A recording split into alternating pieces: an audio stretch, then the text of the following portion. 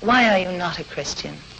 Because I see no evidence whatever for any of the Christian dogmas. I've examined all the stock arguments in favor of the existence of God, and none of them seem to me to be logically valid. Do you think there's a practical reason for having a religious belief for many people?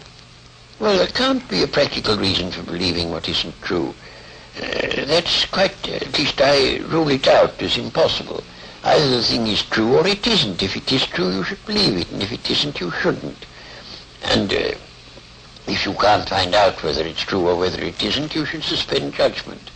But you can't, it seems to me, a fundamental dishonesty and a fundamental treachery to intellectual integrity to hold a belief because you think it's useful and not because you think it's true.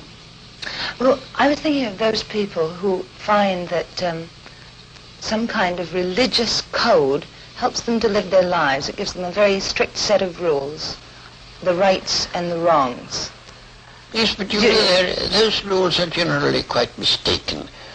A great many of them do more harm than good, and they would probably be able to find a rational morality that they could live by if they dropped this irrational, traditional, taboo morality that comes down from savage ages. But are we, perhaps the ordinary person, perhaps isn't strong enough to find this own personal ethic? They have to have something imposed upon them from outside.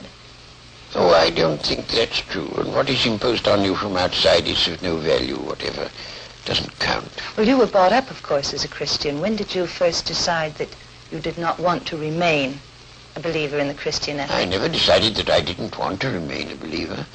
I decided between the ages of 15 and 18, I spent almost all my spare time thinking about Christian dogmas and trying to find out whether there was any reason to believe them. And by the time I was 18, I discarded the last of them.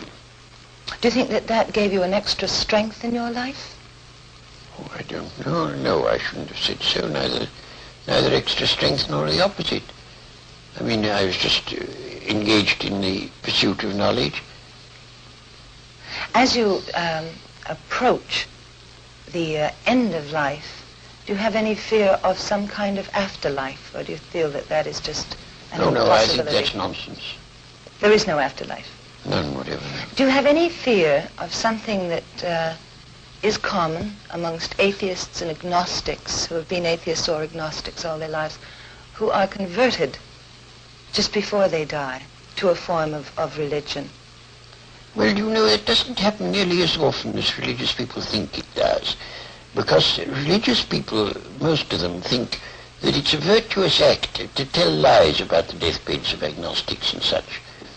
As a matter of fact, it doesn't happen very often.